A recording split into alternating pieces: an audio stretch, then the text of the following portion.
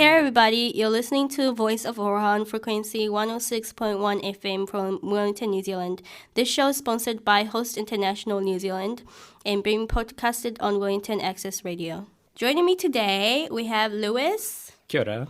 And Nargis, and we're going to be touching up on a topic about tertiary education. This episode will be starting with the interview with Professor Sarah Kingdon. This interview will be between Lewis and Sarah Kingdon about education and refugees. So, kia ora everyone, and welcome to the Voice of Aroha. And it's a pleasure to introduce a special guest today, we have Professor Sarah Kindle. Professor Sarah Kindle, welcome to the Voice of Aroha. Thank you, Lewis. So I've been doing a little bit of research about yourself, and I found through the Victoria University website, which is helpful, that you got your PhD in the University of Waikato in Aotearoa, New Zealand in 2012. And you got your master's degree in geography at the University of Waterloo in Canada. And you did your BA with honors in geography in the UK. Wow. It's been a while. I was like getting the data around, and you first, when you graduated from your BA, I was even born. I wasn't in this world, so yeah. I'm old. I'm old. I'm not saying that. I'm just saying like you got so much experience, and I'm looking forward for this conversation. So the topic of this week is tertiary education and support for refugee background students. So do you want to tell us about your research interests and the activist research at Victoria University of Wellington? Great, sure. So my main interest in research is working with communities, and communities that haven't always had a voice in academic research. I really believe that people are experts in their own lives, and as academics in universities, we have a responsibility to find ways to enable people's knowledge to come through. So I've done a lot of participatory research involving video, photography, creative methods, storytelling, and in particular started working with refugee background young people in 2005. Wow, that's amazing. And when you started the research in 2005, what were the main challenges? Because like no one was doing the research, so what was the main challenges?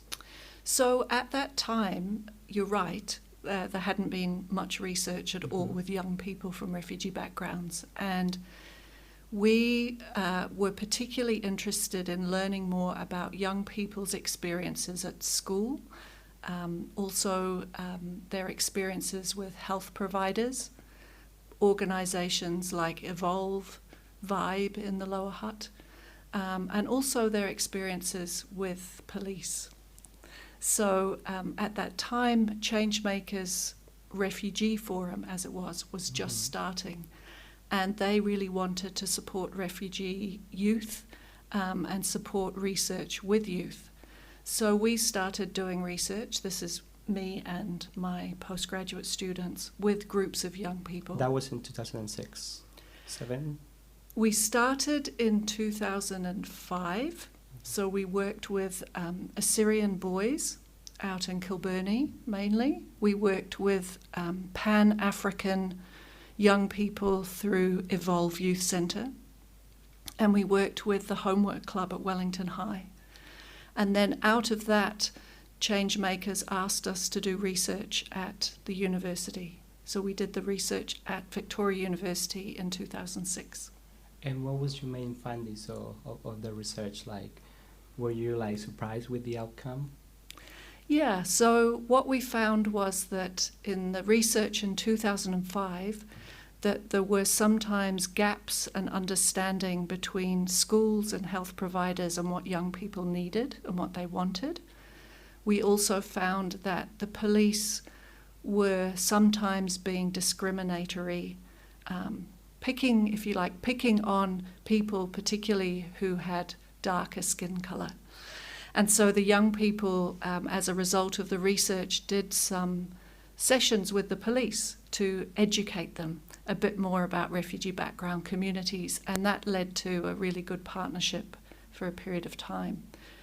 At the university, what we found was that students were really motivated, really dedicated, had very high goals for their studies, and that sometimes they found it difficult to know what support was available for them and where to go.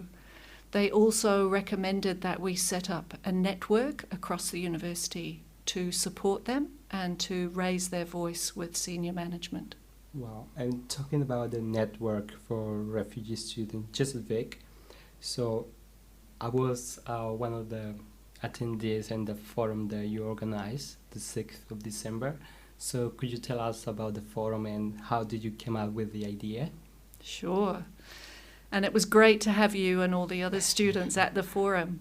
For those of you listening, the forum that we held on December the 6th was the first national forum for universities, polytechnics, private training enterprises, non-governmental organizations, focusing specifically on refugee background students in higher education.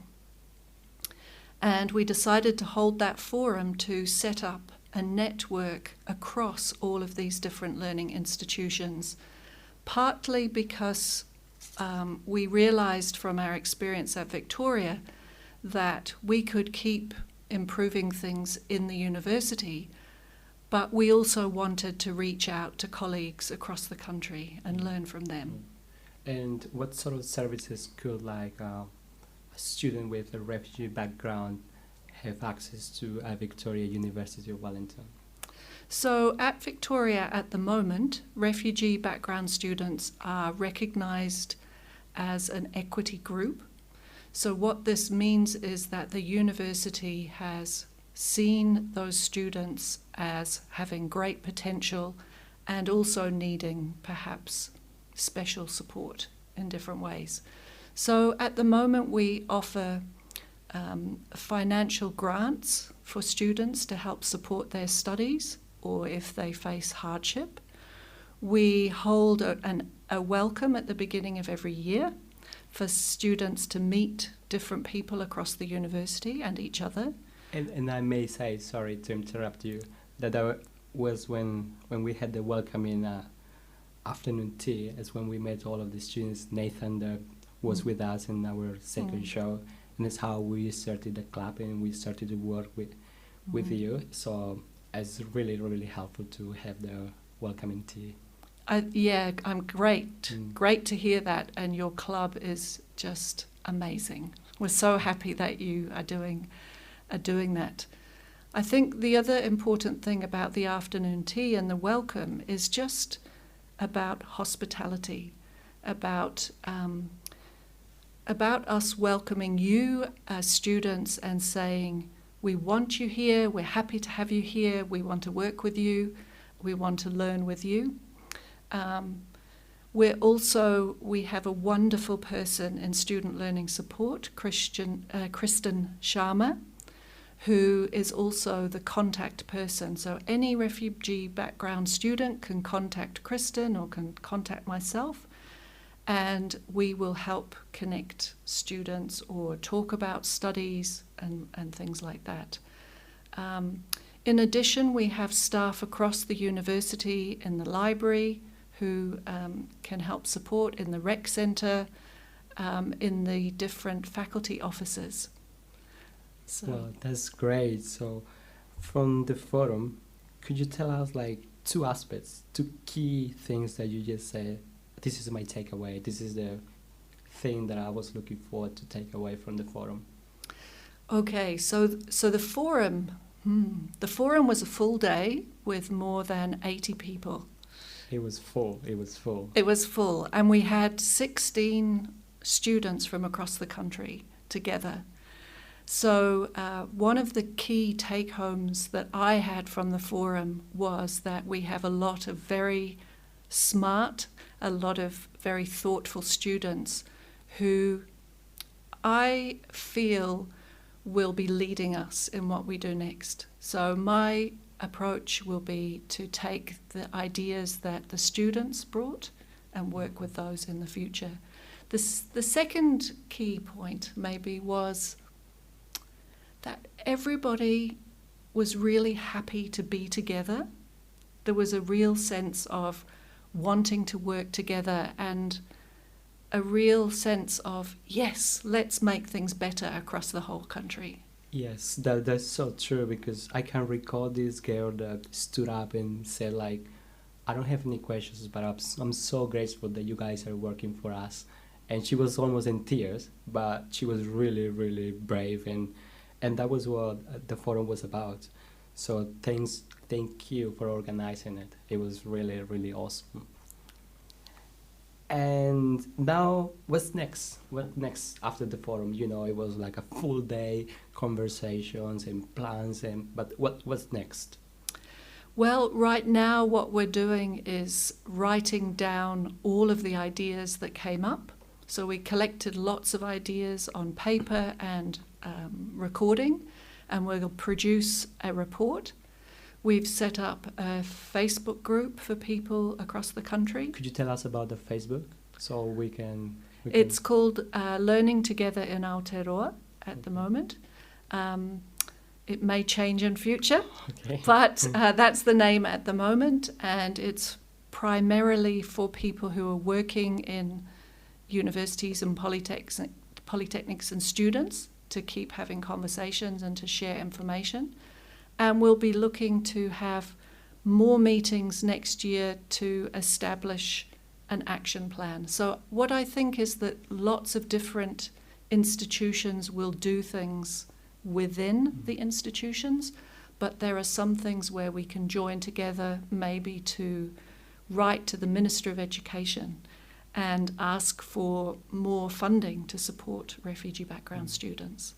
Yeah, well, one of the main outcomes that I got from the forum was the relationships that we developed, and it was great to meet like other students from across New Zealand, and especially those that came from Auckland. I get in touch with them quite a lot, and because I'm flying there to Auckland now, they told me that you are welcome to stay in our place, which is great.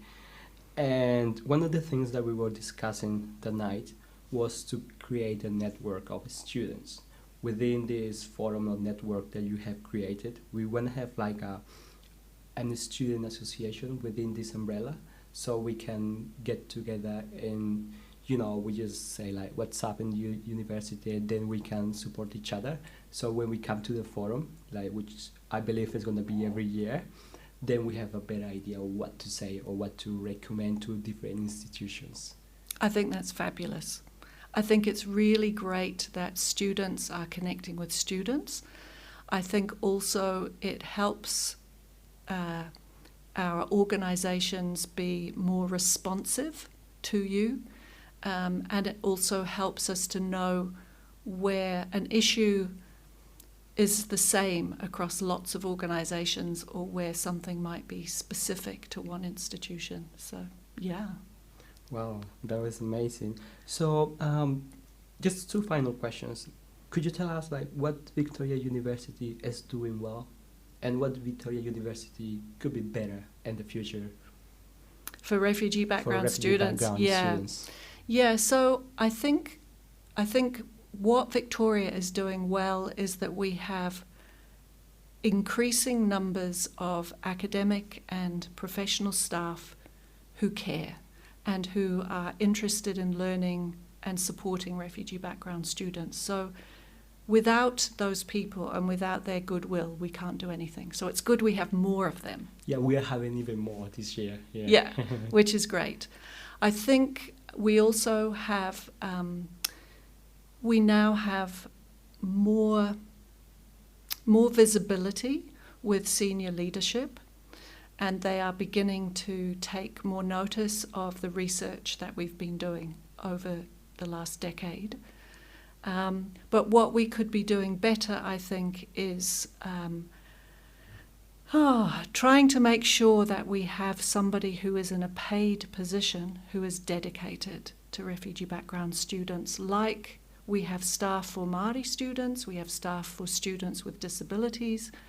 I think we really need somebody who it is their full-time job to manage different activities, to coordinate with staff. That would be my dream. Well, that's awesome. And I just got the final question, but not the least. As you know, New Zealand is increasing the refugee quota for next year. What could you tell to New Zealand government, and what could you tell to New Zealand society in general? So first of all, it's fantastic that the quota is increasing. I mean, It's still very small by international standards, but it's great. I think for the government, I would encourage them to increase their budget for resettlement services, resettlement support services, and if they could, also increase the length of time that people can access support services. Resettlement takes a long time, I think, from my experience. And so having dedicated support services for a longer period of time would help. And for New Zealand society, I would just say, if you have former refugees resettling in your neighbourhood, in your community, just make them welcome. Invite them round for a cup of tea. Learn how to say hello in their languages. Learn more about where people have come from and why they've come. And be welcoming, because every single refugee background person I've ever met has an interesting story, has talents, has amazing things to share. And I think we're very fortunate to have people coming here to enrich New Zealand. Well, thanks for your thoughts, Professor. And I know that it's coming the end of the year, and do you have any resolutions for next year? Any plans? I don't know.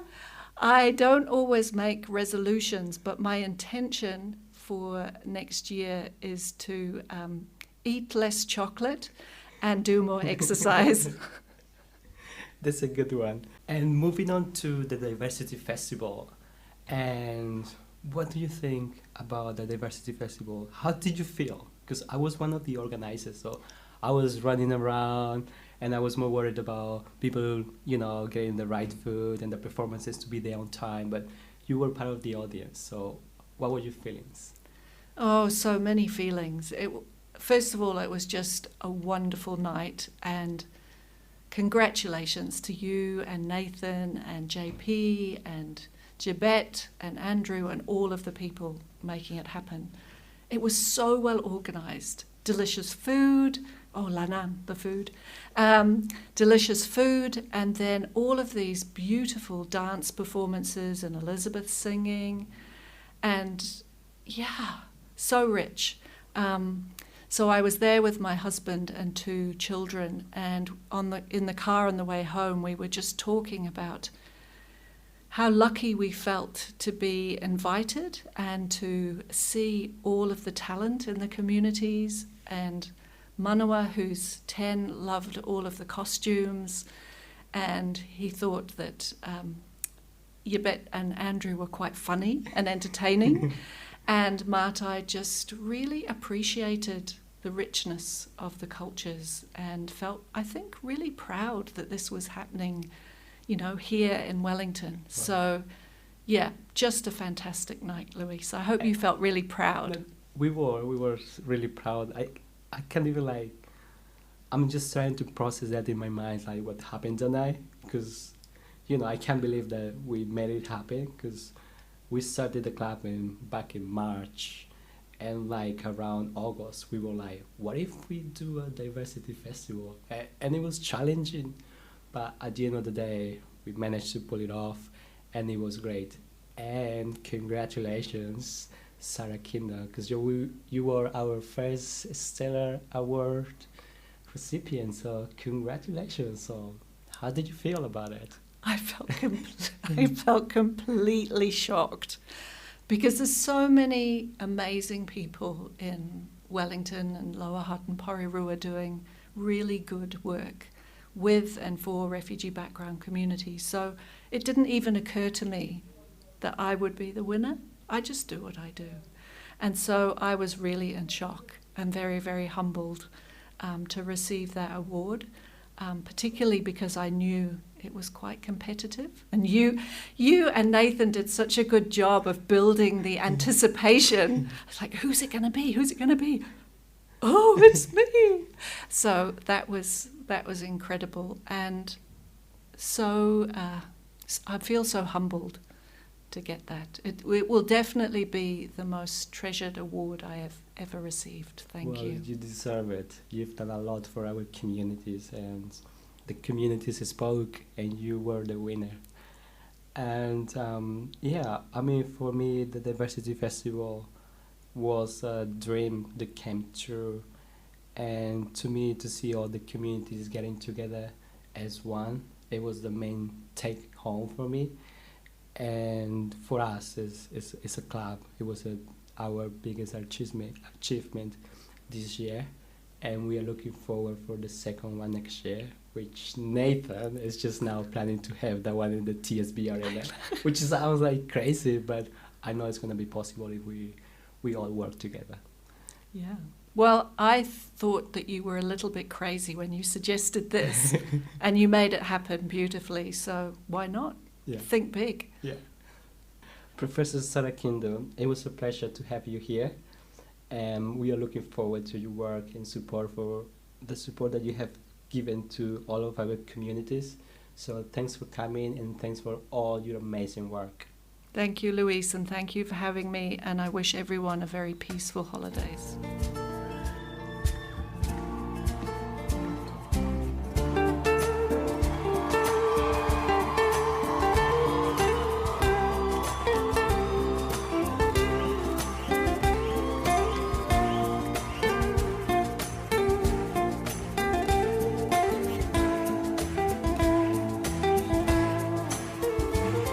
خودت میخوای بری خاطرشی، اما دلت میسوزه تظاهر میکنی عاشقمی. این بازی هر روز نترس، آدم دم رفتن همش دلشوره میگیره. 2 روز بگذره این دلشوره ها. بهت قول میدم سخت نیست، لااقل برای تو راحت باش. دورم از تو و دنیای تو راحت باش. هیچ کس نمیاد جای تو دلشوره دارم من. بهت قول میدم سخت نیست، لااقل برای تو راحت باش. دورم از تو و دنیای تو راحت باش. هیچ کس نمیاد جای تو دلشوره دارم من.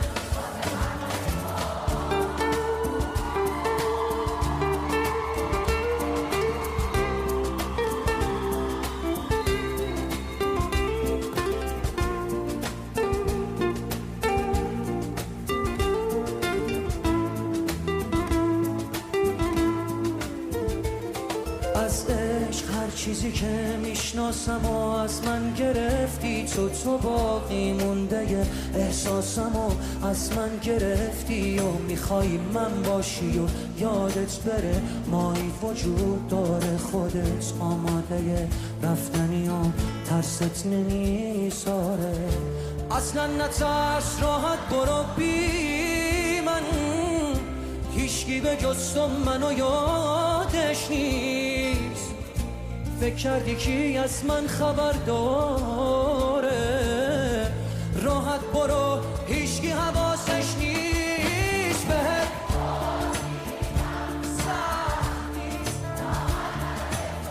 راحت باش. دورم از تو و دنیای تو راحت باش. هیچ کس نمیاد جای تو دلشوره دارم من. بهت قول میدم سخت نیست، لااقل برای تو راحت باش. دورم از تو و دنیای تو راحت باش. هیچ کس نمیاد جای تو دلشوره دارم من.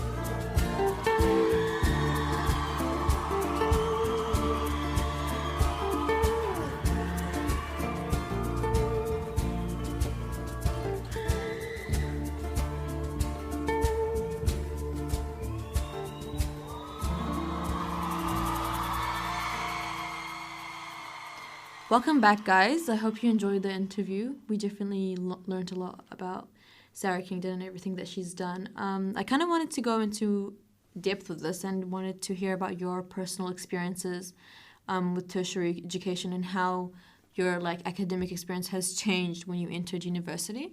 So, Lewis, how was your experience? I guess my journey has been quite different from you guys because I didn't do high school here, right?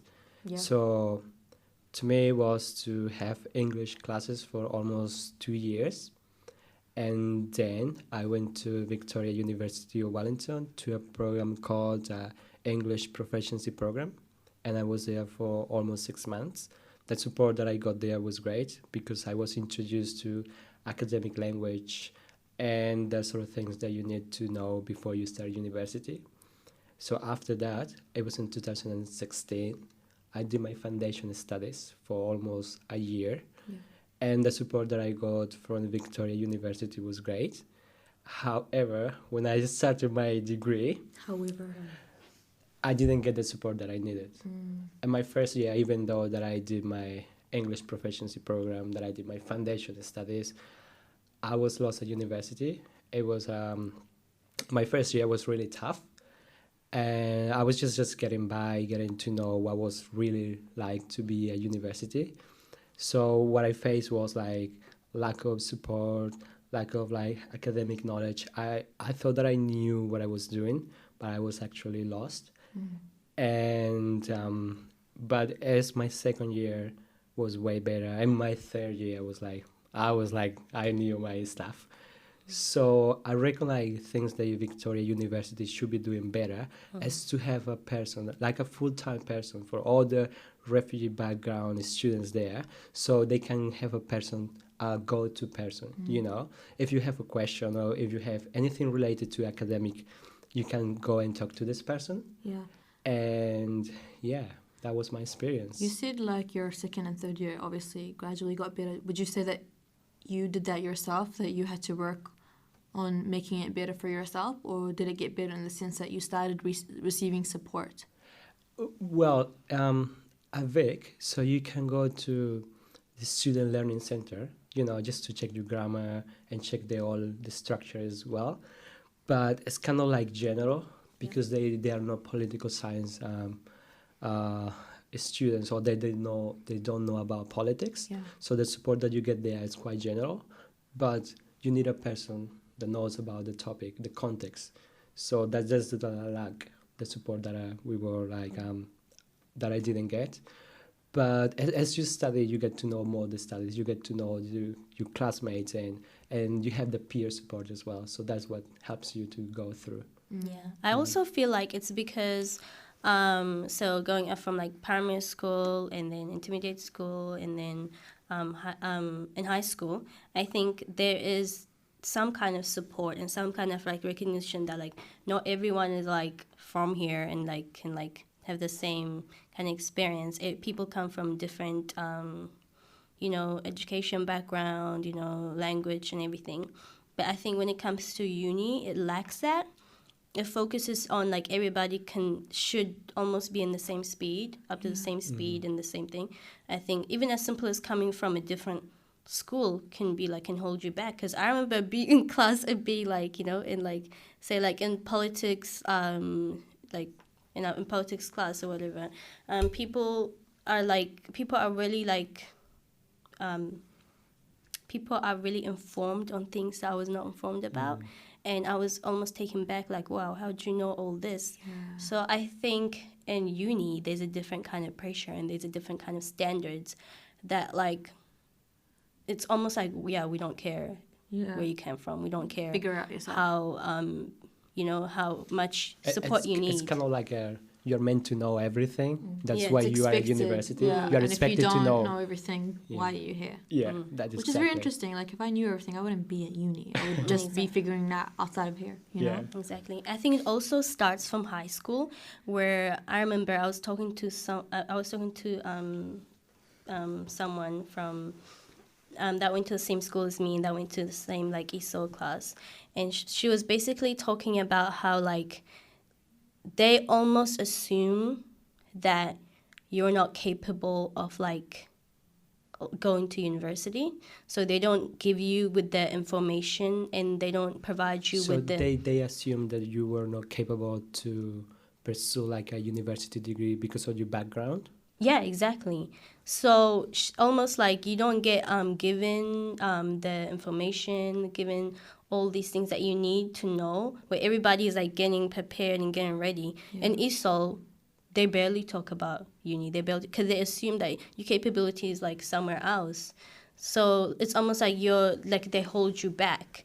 So I think that also has something to do with it, where like people in ESO class and people who are like, the way English is a second language are not expected to be at uni and like doing well.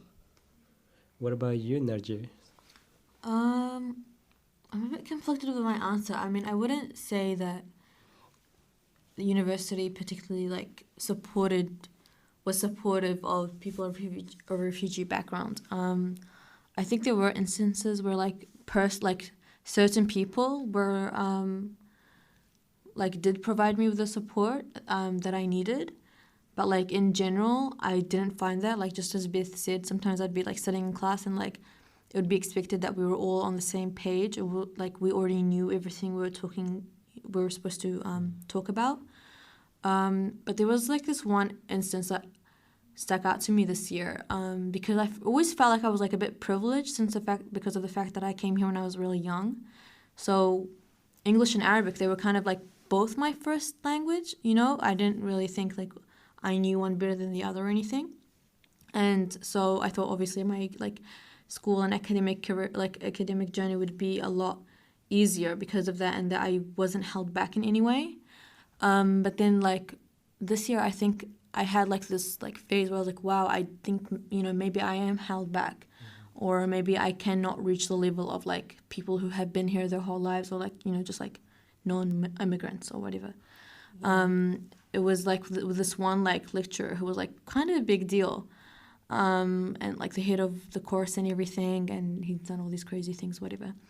I actually looked up to him a lot, and I respected him so much. And like even when this happened, like I didn't think it was like racist or like discriminatory or prejudice in any way. I thought it was just like, yeah, I think I just didn't do well. Like it was on me, like it was my fault. I can't be like, oh no, like he like just misgraded my work or whatever. And everyone, like literally everyone around was like, no, what he did was like not right. And for the longest time, I think I was like defending him and being like, no. But now looking back, I realized I think they make you feel like so kind of little, where it's like, hey, they know everything, so like you must be wrong. And it was like about like I think it was a paper that I did that for the first time I was actually very, very confident about. I had like worked really hard on it, did the whole proofreading and everything.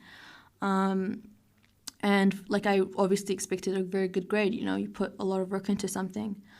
And I didn't get the grade that I thought I deserved, and it was the first time I actually went for like a reconsideration. So I got an appointment with him, and the whole time, like he was like, before like we got to his office, he was just like asking me how I got here, like how long I've been here. Oh yeah, your English does sound like pretty good. You've been here a while, haven't you? That kind of thing. Oh, like, and like asking me about my like kind of refugee journey or whatever. So he knew, like, I obviously, like, this isn't my first language kind of thing. And then he went and he saw my paper. And he was like, yeah, I do remember, like, coming across this. It's just, I might be honest with you, it wasn't really good. There were, like, a lot of grammar mistakes. You didn't answer the questions. And I just, like, pointed out there was, like, a few grammar mistakes. And I was showing him, I was like, I did answer every single question that you commented that I didn't. And I was showing him that, where I did that. And he was just kind of like, he just wasn't listening to what I was saying, or just didn't care to listen. I think had already like made up his mind that like this paper wasn't good and it can't be good. And I was just like confused. I was like, okay, then how do I make it better? And he was just like, oh, well, I would have helped you, but I have just so many projects going on. Like I would have proofread this for your next one. Like I would have written a draft. And I was like, okay, great. So you're just telling me how you cannot help me. And he was like, oh, do you know anyone who speaks better English than you? Someone who's like has got perfect English? And I was like, no, I'm kind of the best it gets, you know, and like that's fine.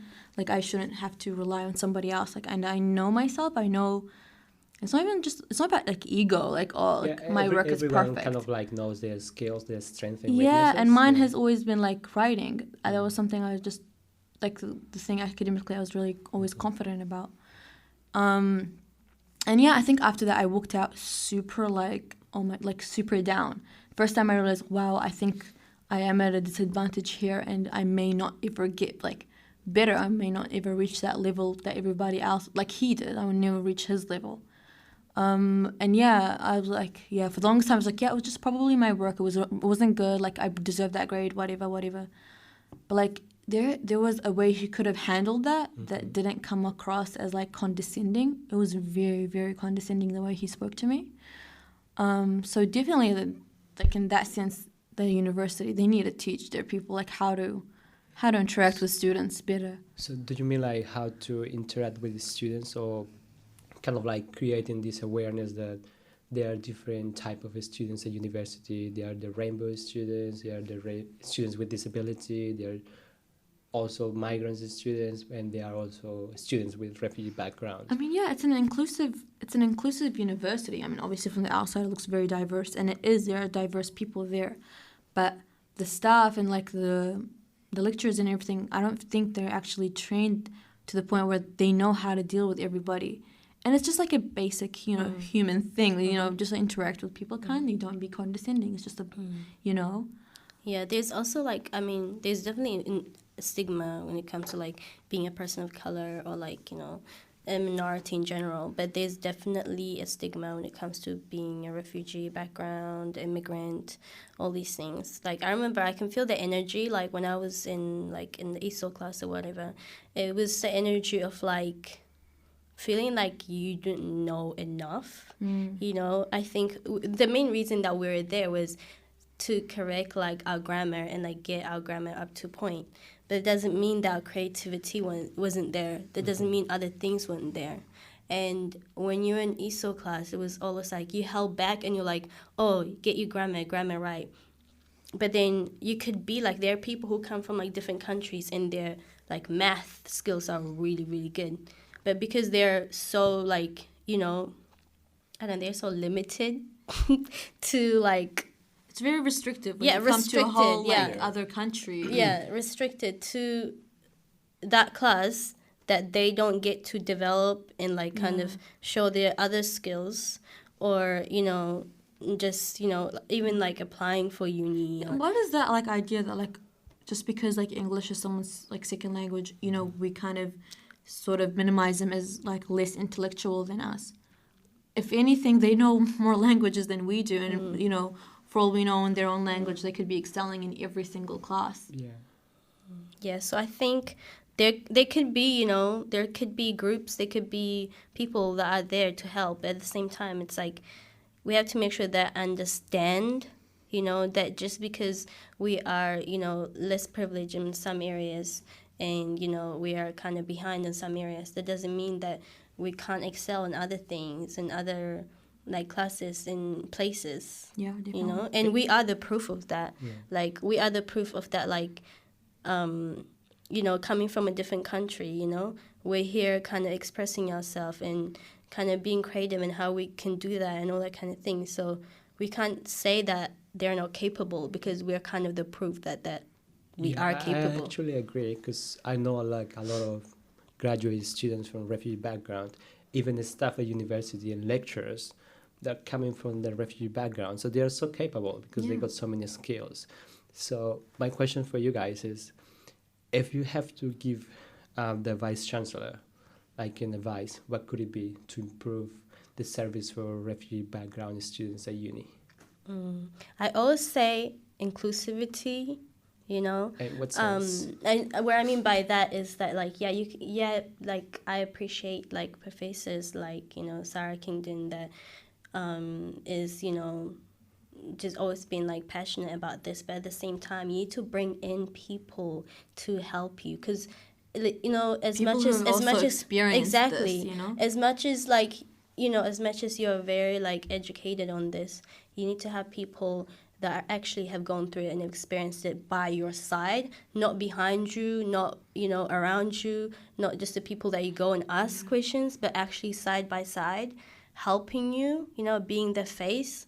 And that's what's lacking. That's what we keep kind of underestimating, is the fact that, like, we need to be inclusive. There needs to be representatives that are out there actually leading with the people that are, like, willing to help as well. Yeah, I agree. Definitely there needs to be more employment of people who are also from refugee backgrounds, or whatever the university is lacking in representing. Especially for those policies that are made for students with refugee background. Yeah, if like we're going to be affected by that, Yeah. we want people who've experienced this and truly understand it to be making those decisions, because they're the only ones who know what it is we need. No one else, no matter how, as Beth said, we respect people who are super passionate about these kind of things, and like their work is, very, very important. But we also need to bring in people who, their whole life are always in the background. We never bring them to the forefront, who've been working and fighting to help people like them all the time.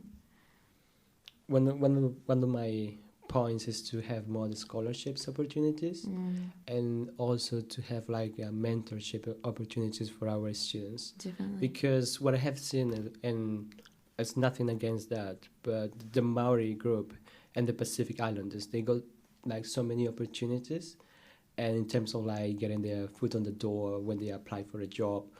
But our communities don't give that opportunity, and that could be a life-changing thing, because that could mean after an internship you can get a job. So I wouldn't say they're kind of given, Maori and Pacific communities are giving a huge advantage. I feel like what's being done for them is the bare minimum. If anything, they deserve more, 100%. for sure. But yeah, I guess at the same time, you still need to also cater to other communities that, I think my advice for minorities is that one doesn't take away from the other. Yes, just because these groups of people are getting the attention and the thing that they deserve, we all deserve, doesn't take away anything from us. If not, we should actually help each other and bring each other up.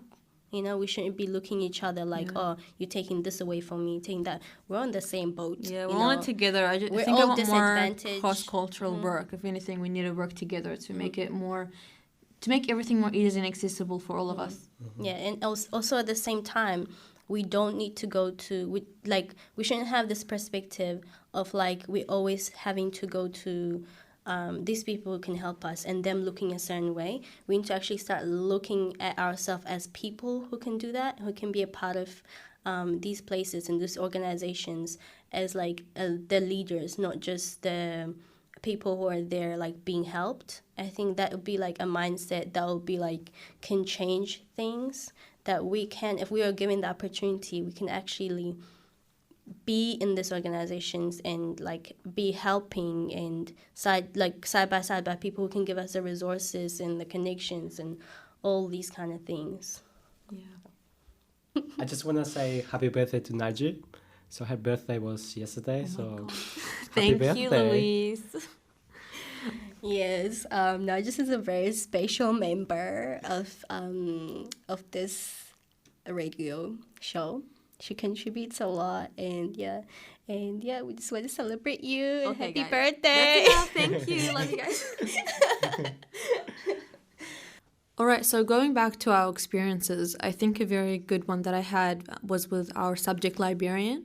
Every time I go to, it's actually, obviously, as you said, student learning is very broad. They're not really, they're not specific with what they help with. And so you want someone who's obviously a professional in the subject that you're studying.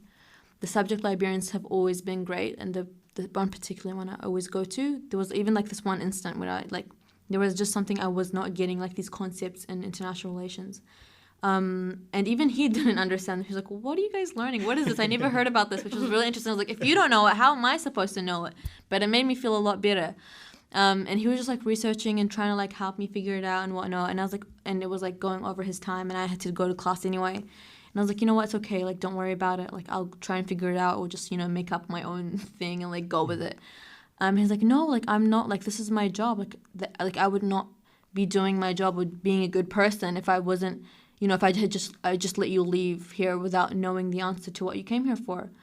And then I came back to him like an hour later after class, and he had like research, like a bunch, like he spent his whole break just researching, got me like 5 or 6 sources explaining what it is I needed an answer for. And I was like, wow, you know, there are good people in the world. You know, like the fact that he spent all that time just to like help me, even though, you know, it was really difficult. I think, yeah, I definitely appreciated that. And I just, yeah. For sure. I mean, I just want to say that, like, if it wasn't for my intermediate ESOL class, I wouldn't be where I'll be, because she really, like, encouraged my creative thinking and just made us all feel, like, really special. So shout out to Diana, ESOL class Mark Cook. You don't know. I also have a special person that helped me a lot when I just got to New Zealand. It was my volunteer, and he took me like for like a year and a half, like helping me out. Aww. So that guy was amazing, because when I got to uni, he was like, you are ready to go.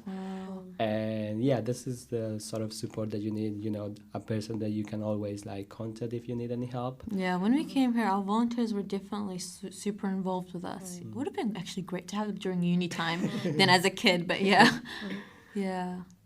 Thank you guys for tuning in with us today. I hope you enjoyed that interview and enjoyed hearing about our experiences. Any last things to say, guys? We also want to say Happy New Year, you know, 2020, a new decade, you know. That's crazy. Yeah, it's really exciting. Yeah, also want to say Happy what's New your Year resolution to for everyone. My resolution for next year, hopefully, I want to stick around here in Wellington, but I don't know yet. So I want to continue being here in the Voice of Aroha. I want to continue doing my things that I'm doing. And I wish you guys all the best and a Happy New Year. Thank you, Louise. Thank you. Thanks, everyone. Happy New Year. Thank And you. I'll see you guys next year.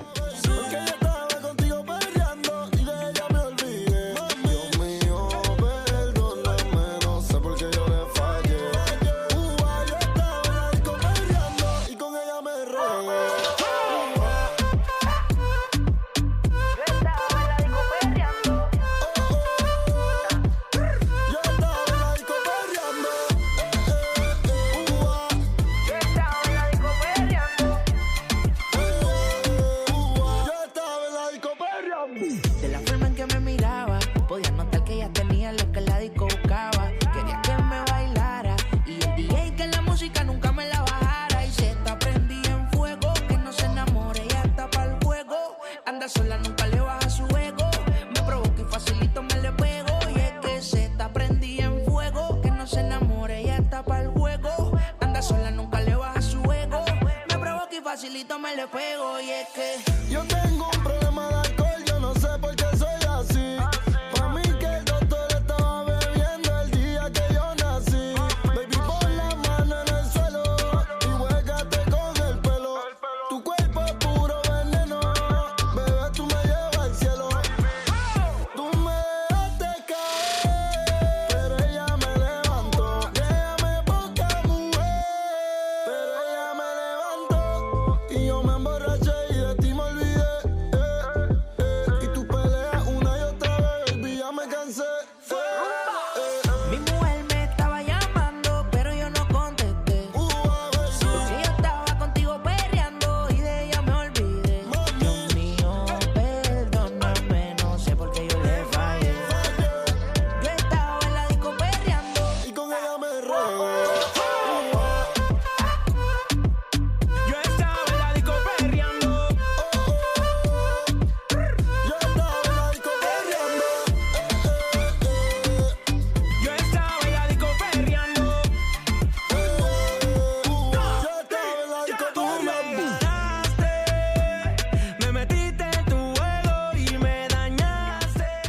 Thank you for listening to Voice of Aroha. This program is sponsored by Host International New Zealand. Yo te tirando los pesos. Puerto Rico te doy pa' ti queso. Si no perdemos nunca regreso y por eso yo me quiero ir pa' casa, pero tú no me dejas. Ese culo es una amenaza, ya me creo que eres mi pareja. Un chotocho empezó el problema, porque la alcohol se metió en mi sistema. Quien me haya choteado ya lleva la querella. No me eches la culpa, culpa es la mía. Y con un par de tragos, baby, me solté. Me quedé contigo y no le contesté.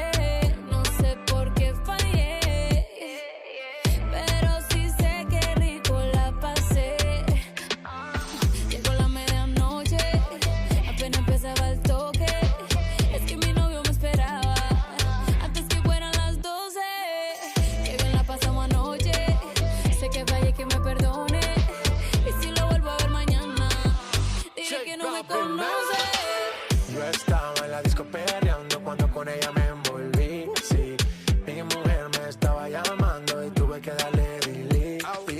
Y yo que no me dejo volver, villana tú me hiciste caer. Ese booty que hasta un ciego puede ver y hasta el más santo quiere ser infiel. Cambiamos de escena,